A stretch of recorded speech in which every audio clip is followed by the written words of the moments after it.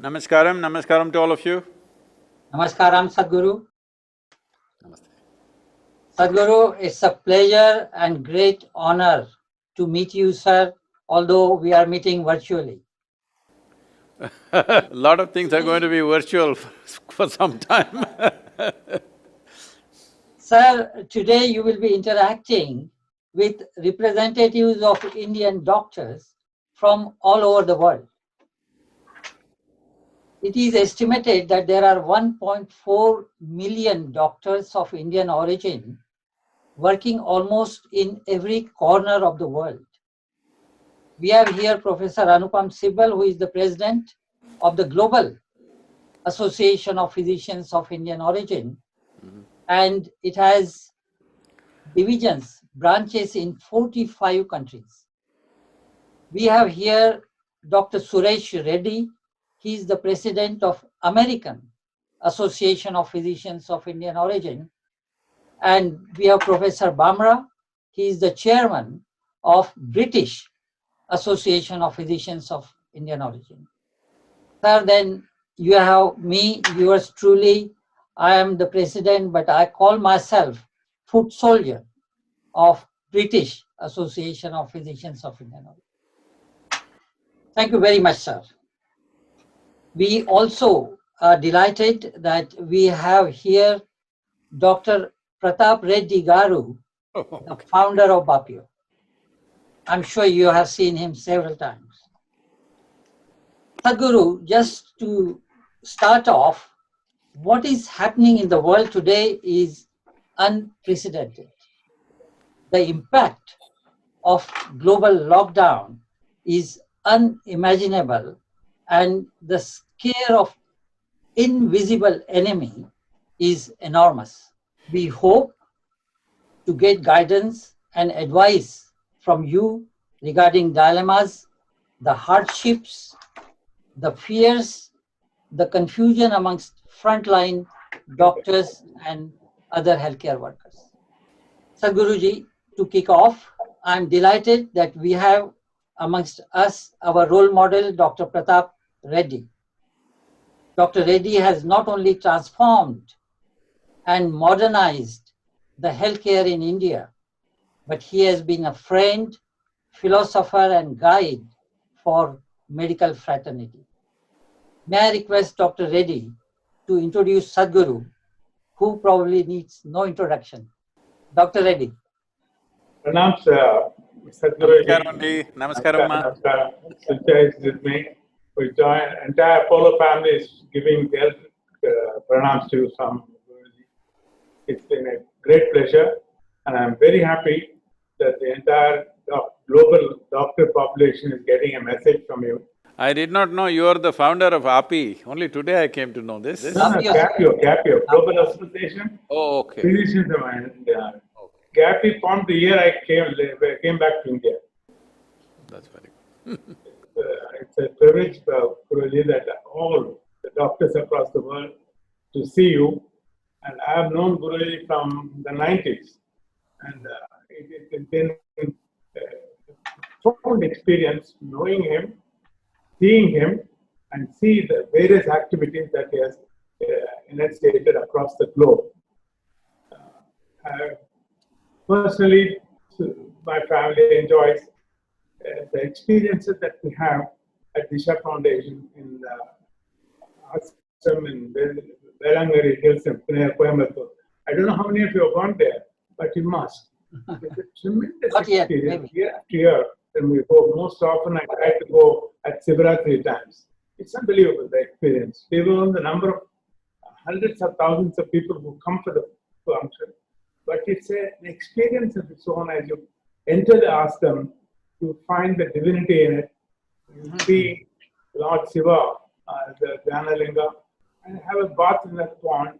And on the Sivaratri night, each minute across the 12 hours, 6 p.m. to 6 a.m., passes on as Guruji walks in. That experience that we all have there is tremendous. There are many, many things that he has done which the country and the world appreciates. He has over 4,000 or 5,000 full-time volunteers there, and I think 40, 50,000 volunteers who give 50% of their time to him. This is the spirit of it. So every time when I am finishing the Sivaratri night, if I ask them how everything was beautiful, every speck of it, was so nice. They said, Sadhguru came at 2 a.m. in the morning last night to see. That's how he functions. It's not that he is there, but that mystic power that he has is something very, very unusual. As Sadhguru, I've seen him driving his truck. I know that he drives his own helicopter, but the experience that you have there. First, for example, we did 2 years ago this rally for rivers to bring back the country into fertile land instead of becoming desert. The way he traveled from the tip of South India to the North India, and I was happy to participate in Chennai. Everyone, hundreds of thousands of people across the street got the feeling, saying we must do something about it. The way he puts it, it gets right into your heart. And I know I have not kept up. I wanted to do in my village nearly 500,000 plants, but the shortage of water. But I'm sure each time we put more and more plants, more and more rain comes in, and this is his blessing. I have also his blessing for my village. Isha, they have an educational wing which does education. For the school which I saw in the Isha Foundation is something unbelievable. People from all over the world come there, the students. But our Isha school in my village, you won't believe, the first time when they appeared for the 10th exam, out of 17 people, 15 got 10 out of 10. The other two got 9.8 and 9.9, a record for the first time for any school. This is how in every aspect of your life, he has a way of putting it forward, saying, this is what we need to do. You need to do for yourself and you need to do for society. We're all very, very grateful, Sadhguruji. Today, when the entire doctors from across the globe are here through the globalization of physicians of Indian origin, they are going to not only experience your power, but I think you will be able to delve into them in this most critical time when we are talking about COVID-19 and the way everyone is, it's not panic no more. It's not even fear. But I think there is something that everyone is shaken up. I'm sure. Guruji, listening to you and practicing what you say will make a significant impact on not only doctors, and because the doctors have to do that service, I think it will also make a tremendous impact in what we can do in this most difficult time with your guidance. And I am saying from all of them a big namaskar to Guruji. It's such a pleasure for everybody in the world to see you. And as many times you see, the more we want to see and hear you. We're very, very grateful to you, Guruji. Thank you. Thank you. Thank you, Dr. Reddy. Thank you, Dr. Raj. Your direct meeting Sadhguruji and your first-hand experience was very obvious, Dr. Reddy. And what you said obviously came from your heart. You mentioned that he is a mystic. I'm going to talk to him about mystic later on in the question answer. But Sadhguruji, we have got 4 of us in the panel here, and we will start the questions. We have been looking forward to this meeting with you eagerly. May I thank you to start off for offering the inner engineering course free to healthcare workers during these very difficult times. So Guruji, I am very pleased to inform you that we had circulated this through our channels, BAPIO channels in UK, and I understand that more than 900 doctors have gone through this course within last 1 month. This also includes myself, and I'm so pleased that I have done this course within 10 days. This course has actually given me insight into how to be happy and content. I'm highly impressed, Sadhguruji, with your explanation of Vedic knowledge through modern science. My first question, therefore, comes from the course. We had an interesting session during the course on responsibility. Sadhguru, at this difficult time for frontline healthcare workers, when they are confused, how would you guide them to handle their responsibilities to patients, to themselves, their families, and friends? Thank you. Well, namaskaram to all of you. This answer, I have to make it in such a way because those of you who have not been through the program also should grasp this. Otherwise, for somebody who's gone through the program, I would deal with this in a different way. The important thing is, what we are misunderstanding is, as human beings, our experiences are more powerful than our actions. This is a privilege of a human being. There is a certain sensitivity of perception and experience. So what happens in our mind, in our emotions, is actually far more powerful than what we actually see and what we actually go through. Even simple mundane events can have powerful impact within us.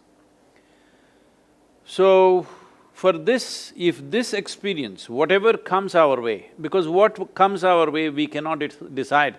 Right now, we did not choose the virus, it's come our way. But now how we respond is in our hands. All other creatures on the planet naturally respond instinctively according to their survival instincts. It is only the human being who has the privilege that you can consciously respond to everything that comes your way.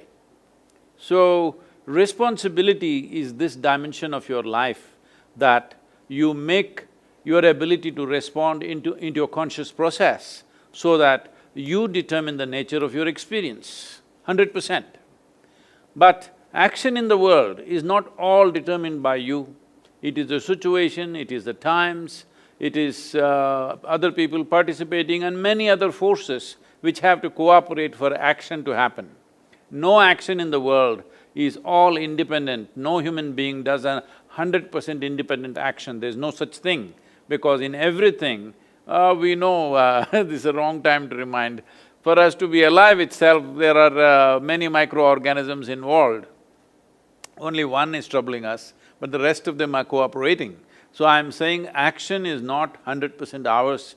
We have a stake, but it is not totally ours. But our experience is totally ours. This we can determine.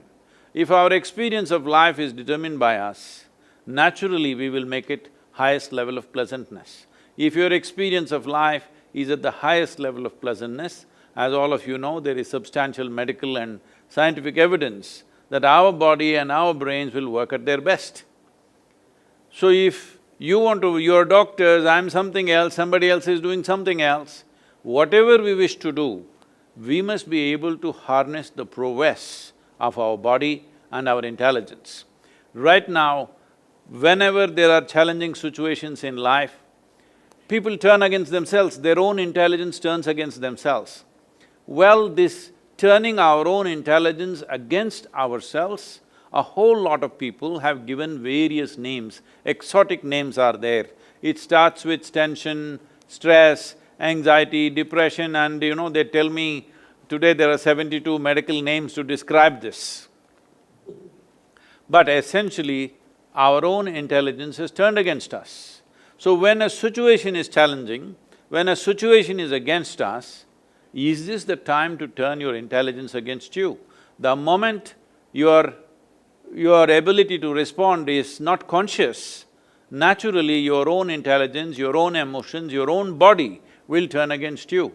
We are talking about, right now, nobody has found a solution for what this virus is. Everything that we are talking about is only social behavior, our behavior, not virus's behavior. We haven't figured what is its nature. Well, we don't know how long we will take to figure this out. Till now, whenever these sort of pandemics happened, it went away of its own nature. Actually, we did not find a solution in the past either. So right now, the best thing that we can do, as all of you know, is that our immune system should function at its best. This is the only real solution. Even now, it is becoming fatal only to those people who are for some reason, their immune levels are a little lower than what it should be, either because of age or because of ailment or because of some other medical condition or their lifestyles or whatever it is. So immune system being at its best is the real thing.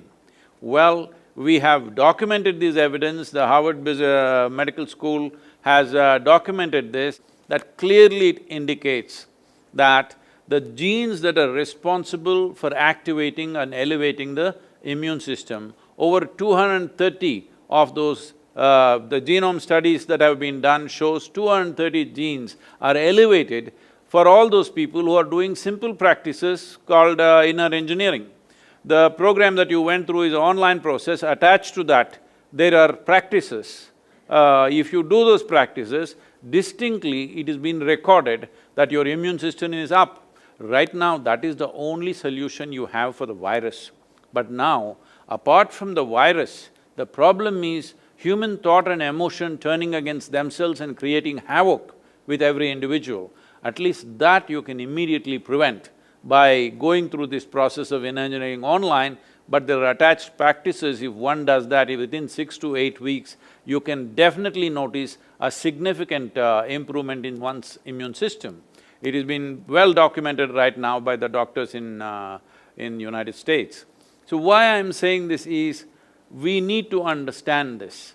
By the time we spend billions of dollars and spend months and months trying to find a vaccine, the only solution we have right now till such a thing comes up is that human immune system should be kept up. Why are we not doing the right things about that? Rather than simply crying about so many things, there are problems. There are serious problems.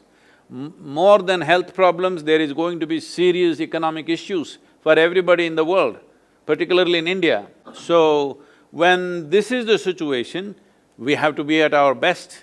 These are challenging times. When times that we live in are challenging for us, we must be at our best.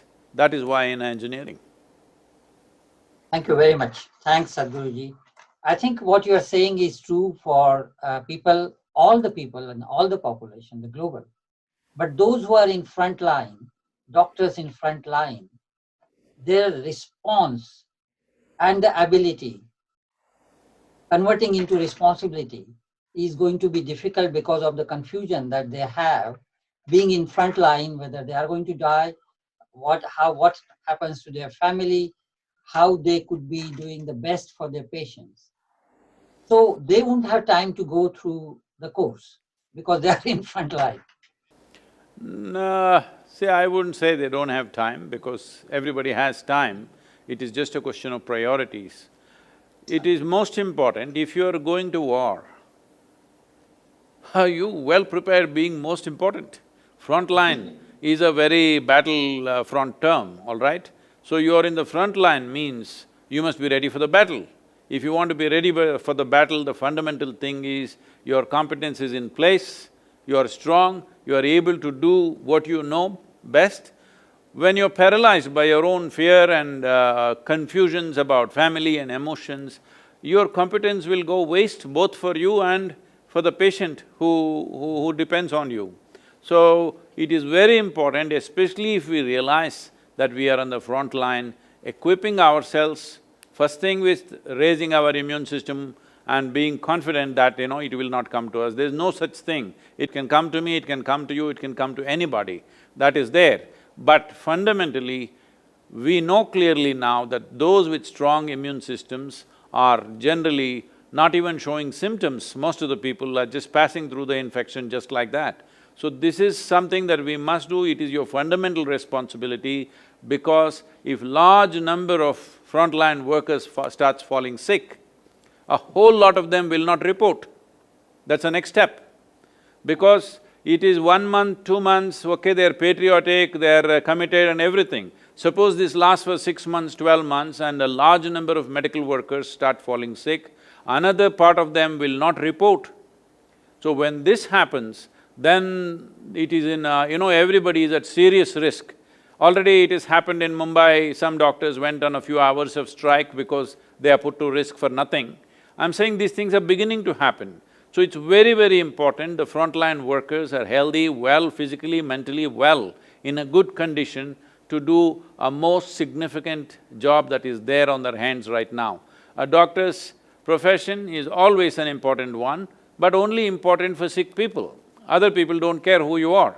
But right now, the possibility of anybody getting sick is just hanging in everybody's face, so suddenly it's most important. In many places, everywhere in the world, in India also, though there are some negative cases also, but largely people are looking at doctors as if they're worship-worthy. Doctors and nurses have become heroes for the first time.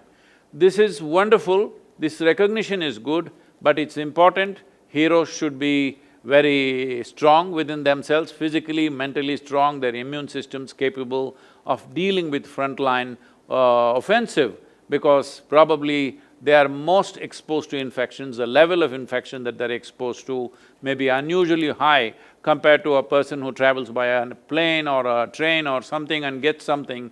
What level of infection they get and what level of infection you get in hospital may be unusually high. So it's very, very important. Nobody should say, I don't have 75 minutes per day in the next month to learn something which will protect me. You cannot say, I don't have enough time to put on the PEP or whatever and go there because you don't have the time. You cannot do that. No, that makes sense. Thank you very much. Sadhguruji, I'm going to take you to Chicago now, and I'm pleased to introduce Dr. Suresh Reddy, who is the president of API, American Association of Physicians of Indian Origin. He is a Osmania Medical College graduate.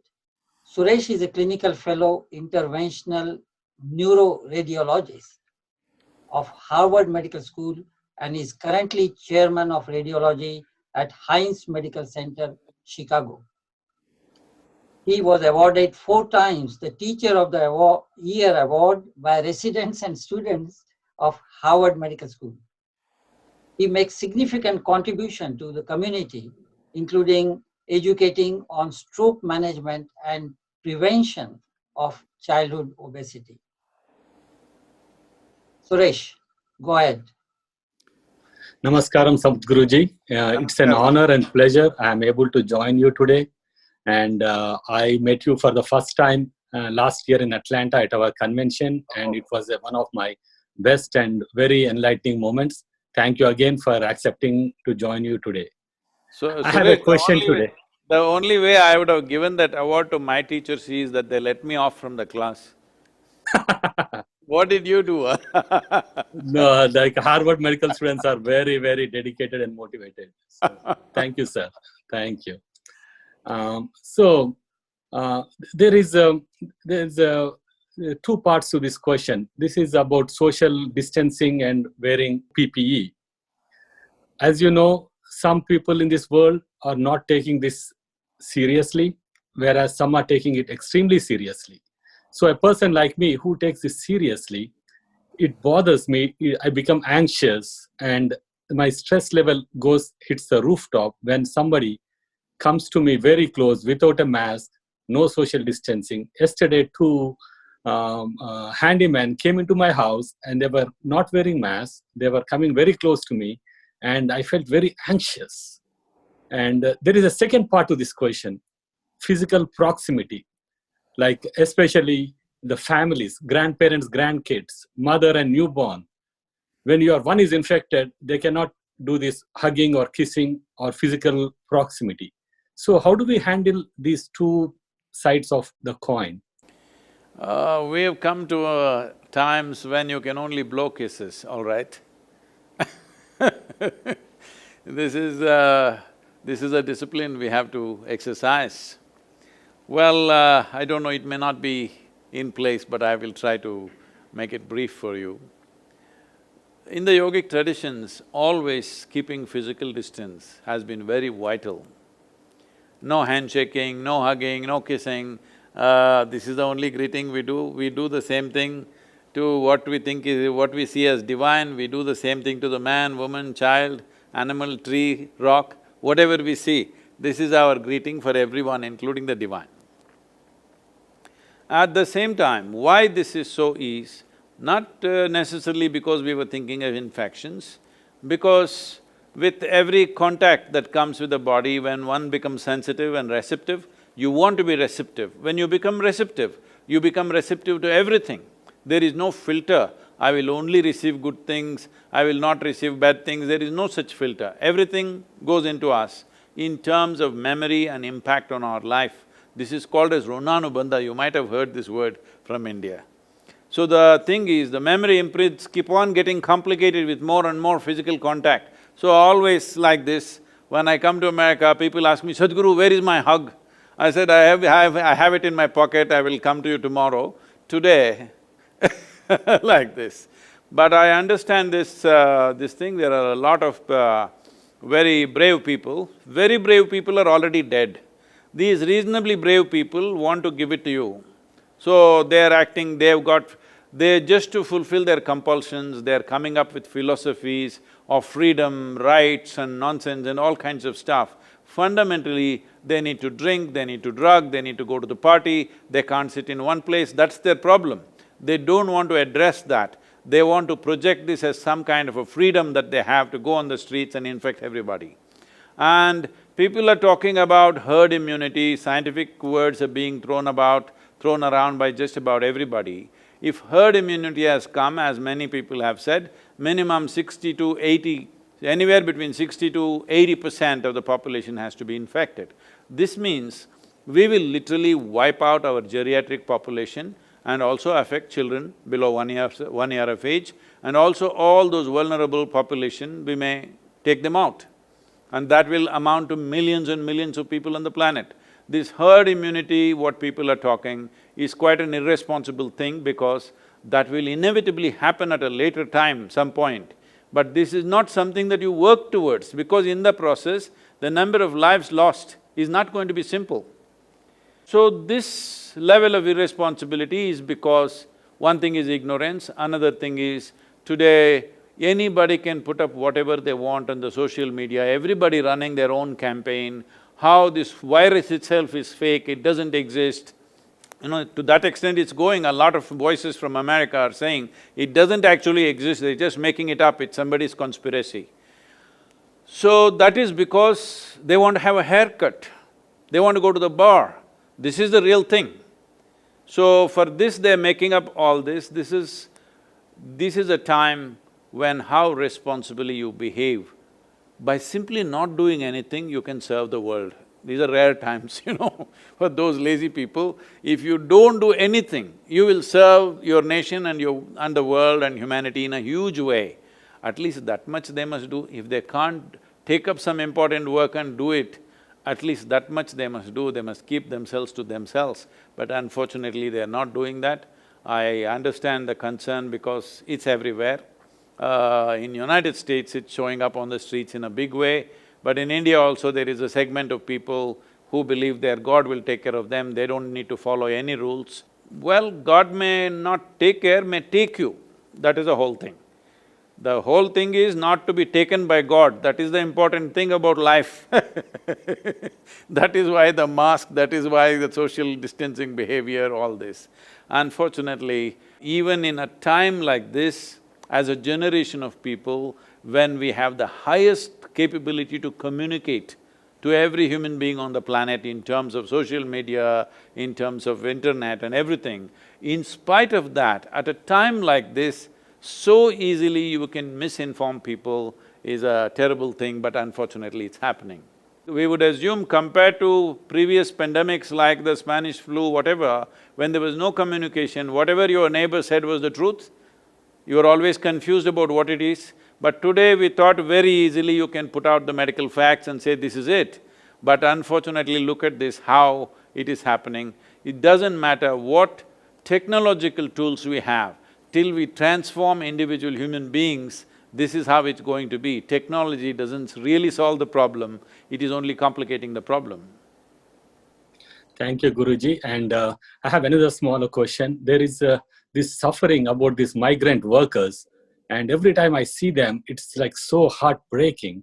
How to cope up with that kind of anxiety, and there's so much suffering going on. And also, I have another request.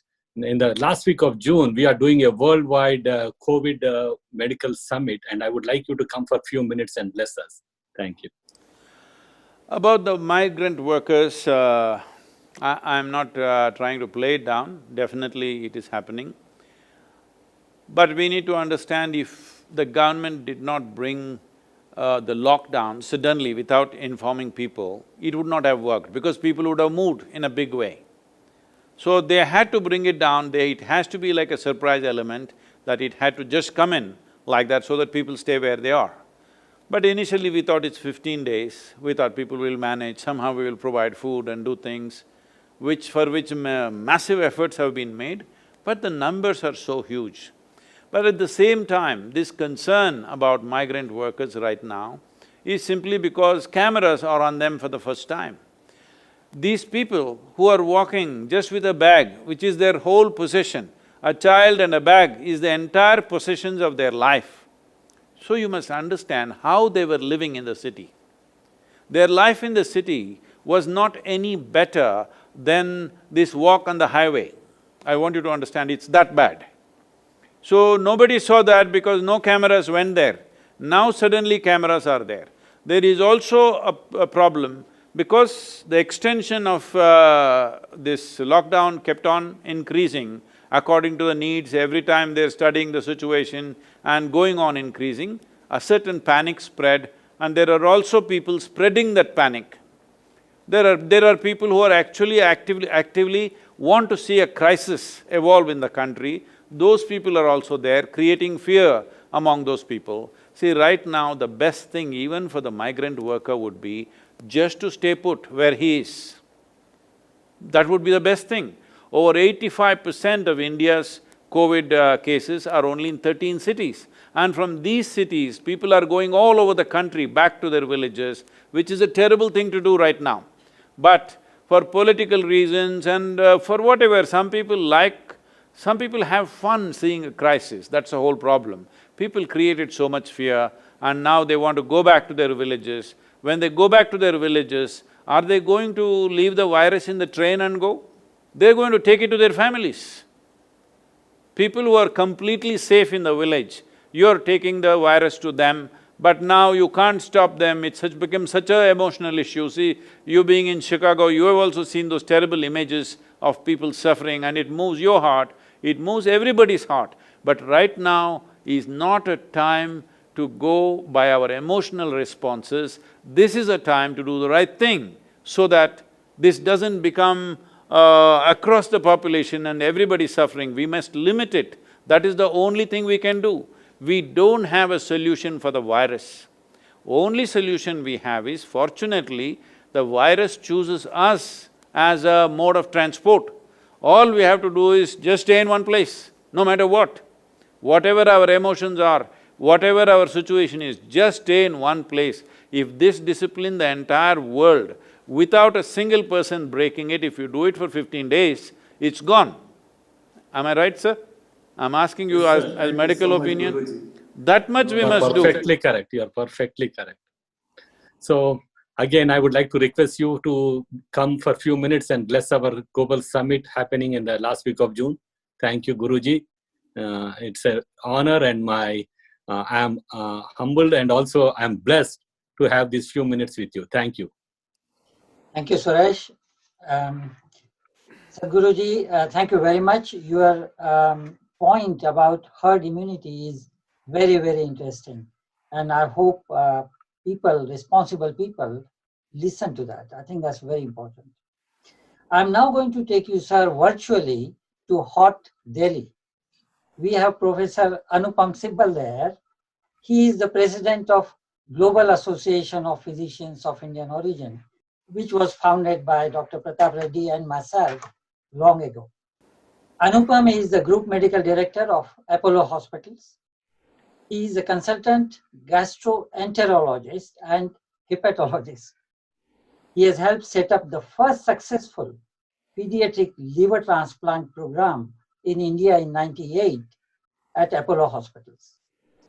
This transplant program is the busiest solid organ transplant program in the world since 2012. He has 122 publications. He has delivered 136 international lectures. Anupam, you can't compare with Guruji's lectures. He has 229 national lectures, and he has edited a textbook in pediatric gastroenterology and hepatology. He is also author of a national bestseller, Is Your Child Ready to Face the World? With that introduction, Anupam, stage is yours. Sadhguruji, namaskaram. 17 years ago, I had the privilege of welcoming you to Apollo Hospital, Delhi, when you agreed to address the Apollo family. And for our family members, it was a life-changing experience. And 17 years later, I've got this opportunity. So I'm most grateful for this. On April 11th, with the guidance of Dr. Reddy and stalwarts across the globe, we established the Global Indian Physicians Collaborative Against COVID-19. And in the last 6.5 weeks, Sadhguruji, we've interacted with thousands of doctors across the world of Indian origin.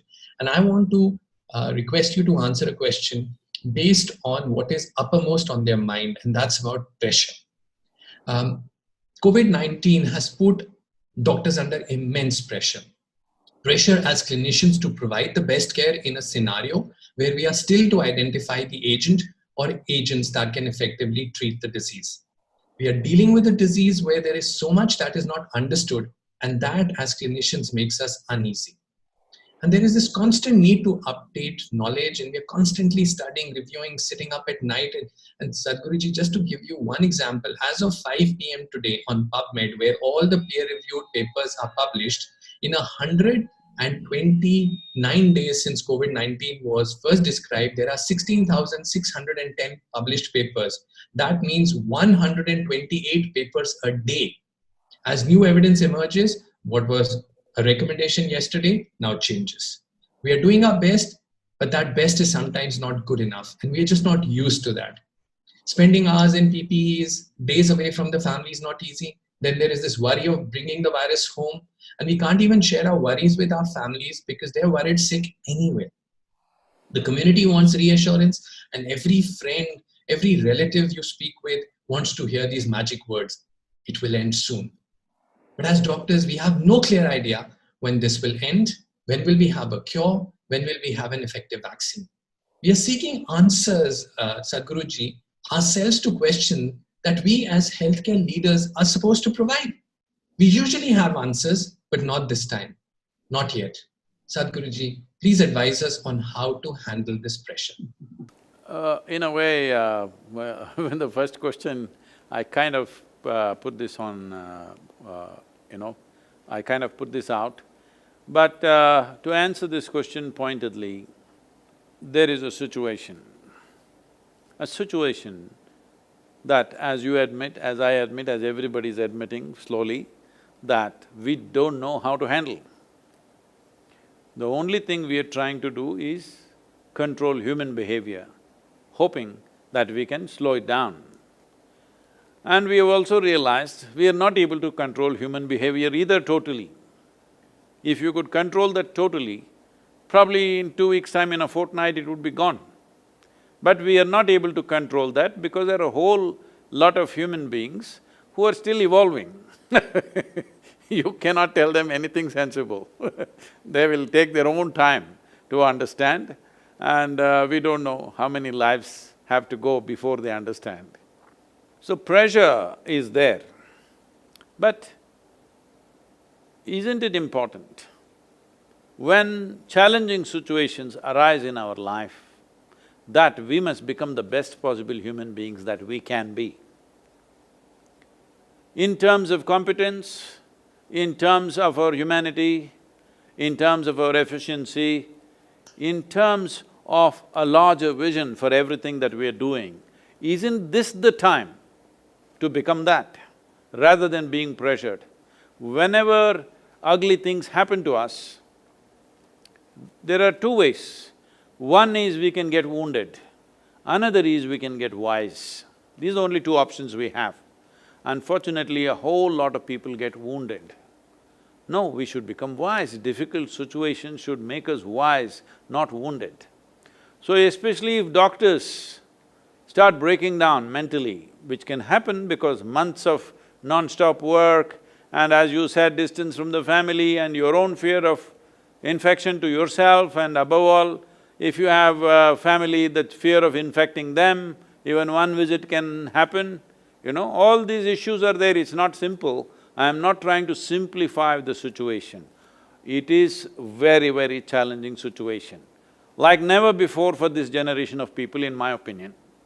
Some people think it's nothing, but when I look at the many ramifications of what could happen in the next 6 to 8 months, it's like never before for this generation of people. Since 1960, I don't think we have faced this sort of a situation. This is not just a medical situation, this is a social situation, this is an economic situation, this is a geopolitical situation. There are too many things involved, too many things playing out right now. So, there is definitely pressure on everybody, particularly the medical forces, because they are right there. But the pressure is there on economic forces, people who are running large institutions, industry, there is enormous pressure, The pressure may be different for them, it's different for you, but there is pressure on everybody and it will further increase. It will further increase in the next month. Hopefully, everybody is hoping in the next 2-3 months it'll ease off, but we don't know. Even I have a gut feeling by September things should have eased off, but there is no data to support that gut feeling. There's really no data to tell us by September it'll be better. At least in India we are thinking by October, August, September things should be better. But in the Western countries, especially in United States, they are saying October, November, December is going to be second wave and it's going to be way bigger than what it is right now. United States has crossed 100,000. It is like going ahead of every other nation, all right, in terms of fatalities. No other nation has that many fatalities, it's gone ahead. Well, why is it that the most affluent country in the world is going through this? Is simply because one dimension of it is, when people live in a certain level of comfort, their ability to handle pressure is gone. Unfortunately, comfort does this to people.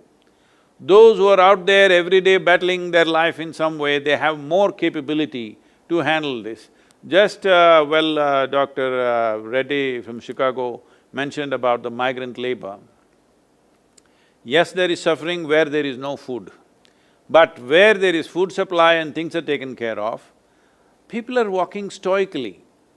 They are not really suffering because every day they go to work like that, every day they live like that. They may not be joyful about it, but there is a certain sense of, strength that they are going with.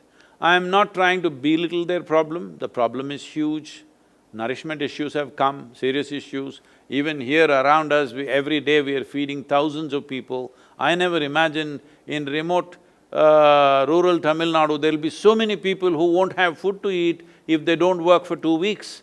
Thousands of people every day our volunteers are out feeding them, and millions of people like this are being fed across the country. But the important thing is, right now we need to be at our best. When we need to be at our best, if we collapse within ourselves, this is going to be terrible for us. And above all, in your profession, the world depends on you right now. When they're not well and when there's a possibility of not being well, they depend on you. Please do not crumble under pressure. This is why we offered inner engineering online free of cost to every medical professional. If they are working in a hospital, whatever level of work, we said it's free for all of them. Please make use of the tools. I'm telling you, the simple tool is just this. Right now, all of you as medical professionals know this. Human experience has a chemical basis to it. What you call as joy, what you call as misery, what you call as anxiety, what you call as tranquility, what is agony, what is ecstasy, everything has a chemical basis to it.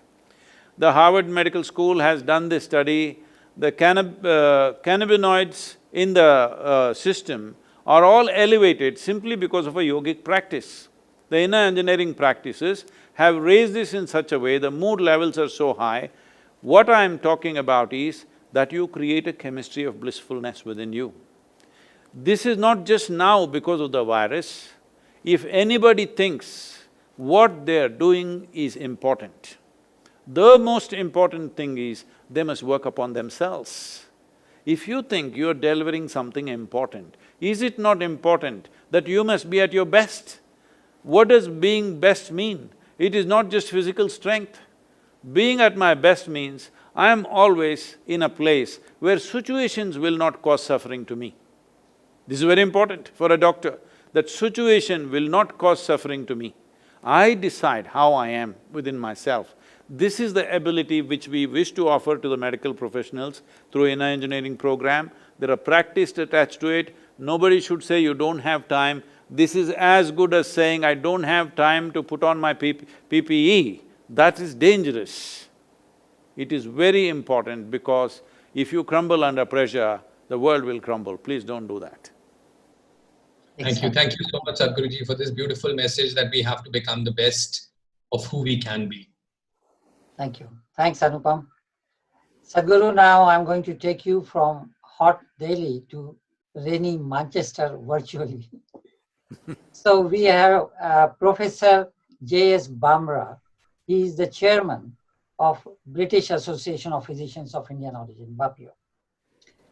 He is normally known as J.S., and J.S. is a senior consultant psychiatrist at the Greater Manchester Mental Health Trust, and he is an honorary reader at University of Manchester. He is a trustee of two charitable organizations. One is for disadvantaged people from South Asian community, and the other for African Caribbean Mental Health Service. He is deputy chairman of the Board of Science for BMA. He is inventor of a smartphone app called Chart My Health, which is currently undergoing development. JS is part of two-year Health Education England West Bengal project, which aims to transform how mental health nursing care is delivered in key institutions in West Bengal. JS is a science man. He says he doesn't believe in spirituality. So hopefully you can get him right, Sadhguruji. JS, go on. Namaskaram, Satsrikal. Namaskaram. And that is not strictly true. You know, any psychiatrist will know that there is power in the mind that cannot be explained by science. I'm a man of science, but it's a rare pleasure, Sadhguruji. And since I came to know this, I've been looking at what you've done, which is a tremendous amount, much more than doctors do. And I'm meeting today a man of great wisdom, philosophy, and philanthropy. You've done such a huge amount in your own time, charitable causes that we don't do, and spirituality, of course. So we know now that COVID-19 is the mother of all pandemics. And we can predict that the Great Depression of the 1930s will be dwarfed by the economical and psychological crisis that is to come. So my question is generalized. It's around medical people, but it's much broader than that, because the challenges of our future generations are going to be both psychological and ecological, and I reckon you're a specialist in both. So how do we break the barriers of stigma or mental illness and the ignorance of global warming? You'll hear about prominent political people ignoring completely the global signs. How do you think the post-COVID world will unfold? And what can we as a person, what can I do? What can the individual do? See, before we look at the post-COVID world, because we don't know when this virus will allow you to be post when it'll allow you to treat it as history, all right? We still don't know. So I think it's very important we look at the pre-COVID world, how we have been living. Well, if I have to… I mean, these are not things that you're not aware of, but let me put this into some kind of perspective. Every day, nearly 8,000 children die because of malnourishment. That is about nearly 3 million children below 5 years of age dying in the world every year. To feed about 820 million people who are daily go to bed on a hungry stomach, it would take only something like 9.7 to 9.8 billion dollars. But that is in a year. But we just have video games. The revenue on video games is over $100 billion in the world. And daily, the alcohol and tobacco and drugs put together is nearly as much as money that we spend on food. $3.7 trillion is the agricultural produce on the planet. 3.2 trillion is what is spent on alcohol, tobacco and psychedelic drugs. So, when this is how we've been living, well, the virus has brought stop to this, and the moment they open up the liquor vans in India, in Tamil Nadu, in a single day on 8th of May, the day they opened the liquor vans, one day's sales is 170 crores. So, nearly 30% of most of the states in India, their revenue is coming from liquor. So all the states are pitching, Chief Minister saying, first let's open the liquor vans because we don't have money. So if this is how we're living, then post-COVID we should think later. We must fix the pre-COVID, the way we've been living. What happened in 1930, if it is a consequence of World War I and followed up by the Spanish flu, which took nearly 50 million people off, fortunately, this virus is not that virulent, it's a little kind to us. If we behave responsibly, it will not touch us or it will not bother us too much. That virus, the influenza virus of 1918 was a different kind, it just killed people just like that, and in most of the people who died were between 20 and 40. Here, most of the people are over 75, 80, in that range. So, it is much gentler on us we have to admit that. And our economies, our technologies, our ability to transmit things is at another level, okay? You couldn't have imagined in early 20th century that all these things would be available. That day you were fighting virus without even having an antibiotic on your hands. Today the amount of pharmaceutical formulations you have, your ability to transport things, your ability to reach people is another world. You cannot even compare that world and this world, it's a totally different world. Having said this, right now our fear is of economy. Definitely it's a serious thing. In India, in the last 20 years, we've pulled out over 240 million people from below poverty line to above poverty line. Above poverty line is not a great place, but it's a better place. But if this virus situation doesn't get sorted out by September, October at least, if it continues for 6 to 8 months or 12 months, then we will be pushing these 240 million people back below poverty line for sure. So that is the real issue, that is the real problem. Right now, there are 820 million people who are going hungry, that number may double. People are estimating up to 3 billion people may go hungry in the world. That's a real disaster. These are the things that we must be concerned about. At the same time, the amount of resources we have is like never before. As I said, we are playing video games for $100 billion. For 10 years, we can feed all the hungry people. If we just stop this one thing, if we save our thumbs, I'm saying the resources are also like that. We are drinking and smoking away $3.2 trillion worth of resource. Well, we could transform that into something else. Will we do it or not is another question. But I'm saying, we are resource-rich like never before. We are technology-rich like never before. We are competence and science and rich and knowledge-rich like never before. Now if we can't solve the problem, I think this will be a very harsh thing to say, but in some ways, We have asked for it, we deserve it. Because don't look at the post-COVID world, please look at the pre-COVID world. How have we been living? Is it a sensible human way of living? I'm not trying to comment on people's lifestyles, it's for them to decide. But at the same time, when the crisis comes, you must be able to transform. All right, you were playing video games 6 hours a day, now there is a crisis, now you can transform. All right, you're spending half your life in the bar, now a crisis has come, you should be able to transform. Because my problem is not about what you do or you do not do. As a human being, you must live consciously. We need to create a conscious humanity, a conscious planet, because minus consciousness, we are nothing. We are not even as good as other animals because at least they're eco-friendly. We are not even that. The only big thing about us is we go beyond our natural instincts, basic instincts of survival, and we can function consciously. This is the big thing about being a human being. If we surrender that, then what is left? What is valuable about human life? We are not in any way valuable. Ants and insects and birds are far more valuable to nature than us. We are valuable only because of our ability to be conscious. Once we surrender that, there is really no value to human existence. This is something that we must realize at this time.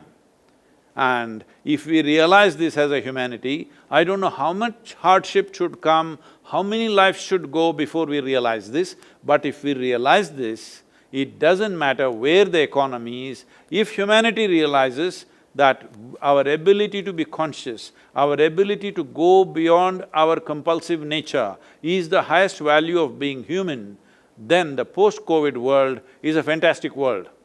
If we don't realize that, all we will have is many people wiped out, many people ruined, hungry, suffering, poverty, enormous poverty across the world. This is what we will see. So, it is very important that now there is a lockdown and anyway most people don't have work. It's important that we see how we've been living in the last 50 years. In the last 50 years, 70% of the vertebrate population on the planet has been wiped out. 80% of the biomass in the world is gone. What is our plan for this world? When we are living so wantonly, so insensitively, so unconsciously, post-virus is not the thing we must look at. Pre-virus is what we need to look at. So on that same theme, sorry Ramesh, just on this, what are the 3 top tips that we've learned pre-COVID that we need to translate into post-COVID that will change the world for us? Well, essentially we've been living unconsciously, compulsively. Compulsiveness is ruling our way of life. If we become conscious in our existence, as individual people, as societies, as nations, and as humanity, if we function at least 10% more consciously than the way we are functioning right now, post-COVID will be a fantastic world. Thank you. Thank you very much. I think that's a great message, yes. Human being Indeed must live consciously. Sadhguru, thank you very much for that. Is for you personally, sir. And I hope you don't mind. Dr. Pratap Reddy mentioned that you are a mystic. And I'm mystified with that word. What is mystic? So could you please tell us what's the meaning of mystic? And may I also ask you, where did you acquire all this immense knowledge? You know, as doctors, we've been reading books and books and books, and our knowledge is minuscule in front of what you have. So, what's the secret? The secret is, I've been living on this planet for over six decades and keeping everything open, not making any conclusions about anything. About mystic, well, this is a label that you get when you perceive everything just the way it is, that you don't make up anything. You don't have a philosophy, you don't have an ideology, and you have not read scriptures, you don't ascribe to any religion. You're just there, just as life should be. And unfortunately, people slap this tag on you that you're a mystic because they are mistakes. Mistakes of scriptures, mistakes of religion, mistakes of philosophies, mistakes of ideologies, mistakes of identities with family, nationality, community. Because of all these mistakes they have done, they call me a mystic. And how do you get all this knowledge? Do you read a lot of books? Do you listen to podcasts? No. Don't I look uneducated enough, sir? Thank you very much. Thanks, Sadhguruji. That's very kind. So I'm going to go to Delhi again. And Anupam, would you want to ask a brief question, and then if there is time, we'll go to JS. Sadhguruji, COVID-19 has changed our approach to life. Dr. Reddy wrote a beautiful editorial in Hindu talking about what all we've learned. And I'm quoting from that. We've discovered the power of stillness, the beauty of spending time at home with friends. There is now a growing realization that our needs are limited and can be met. But that race that we were running in pursuit of wants would never have ended. This reality has now dawned on us. We've made ourselves slaves to this culture of wants. Sadhguruji, how can we ensure that we hold on to this beautiful awakening when COVID ends? It once happened that a gypsy, these days you don't see them, but when we were growing up, you would see gypsies coming and camping in our towns. A gypsy man scolding his young son, "You good-for-nothing fellow, if you don't learn some juggling and some thievery and whatever is needed to survive, I will put you to school and make you an educated man, then you will suffer with endless want." Unfortunately, that is the kind of education we've delivered to the world. All that it does to human beings is endless want. Education means it should have widened our horizons so much, we should have become free from our wants. This is education for me, that as you become more evolved, your wants should go. But right now, it is only the educated people who are really destroying this planet. The illiterate have very small footprint. They are very eco-friendly people, illiterate people. So the moment you go to this sort of education, I'm sorry, sir, you're from Manchester, JS, the Manchester style of mass production education, put everybody through the same works, they will become hungry for more and more and more, not more in terms of expansion of who they are, more accumulations, endless accumulations. Nobody knows why they're shopping, all right? They don't even know why they're shopping, what they're shopping. They turn their homes into warehouses and it's going on, and this is our idea of economy. Our idea of economy is destruction. I was asked to speak, when I was at the Economic Forum, in 2008, there was a little bit of not a little bit, quite a significant depression. All these multi-billionaires were all sad because they were few billions less than what they were a few months before that. So they asked me to handle a session, recession and depression. I said, see, right now the way you have built the economic engine, if it fails, you will get depressed. If it succeeds, all of us will be damned. So you must choose whether you want the world to be damned or you should be depressed. This is all the choice you have created. So this is the value systems we have created. I must tell you this because Dr. Reddy is there, Pratap Reddy Garu is there, and in Tamil Nadu you still see this. It's going away rapidly, but you still see this to some extent. Suppose you go to a function, you go to a wedding, outside cars are parked, Mercedes, Bentley, this one, that one, TVS, moped, all kinds of things are parked. Inside if you go, if you look at the ladies, maybe you will be able to make out, looking at the amount of gold around their neck, if it's kilograms by kilograms, you can say they're rich or poor. But if you look at the male population inside, they will all be sitting there, all of them will be in just that white bush-shirt, starched and ironed, and white dhoti. You can't make out who came in the Bentley, who came in the TVS moped, they're all same. So this kind of value system was there in our country, that what is valued is how responsible you are, how generous you are, how inclusive you are, these things were valued. Your humanity was valued more than anything. Today in Delhi, sir, you're asking from Delhi, so I'm saying in Delhi, first thing they ask you is how much are you worth? How many crores are you worth? Everything is based on that. Today if you say somebody is a big man, is it because he has a very big brain? Or because he's got a very big heart? No, he's got a very big pocket, so he's a big man. When we set values like this, obviously this is the direction you will go. And now, people are sitting at home and twiddling their thumbs with all their money. Every time there is a little problem in the country, I know a whole lot of people who will go off to Spain and Italy. Now, these are the two countries you can't go to. I'm not trying to enjoy their problems. All I'm saying is, you can go anywhere, you can live the way you want. Your lifestyles are your business. I'm not the sort of person to comment about anybody's lifestyle. But it should not be compulsive. That is what is important. Thank you very much. Thanks, Sadhguruji. I'm told that this was the last question, so JS, sorry, your fears have come true. You have no time for any more questions. I can just say one thing, if I may, Ramesh. I want to give Sadhguruji a new label. He's a scientific mystic, because the way he's answered our questions, there's a lot of science behind it. Really? And there should be consciousness. I'm going to take that with me.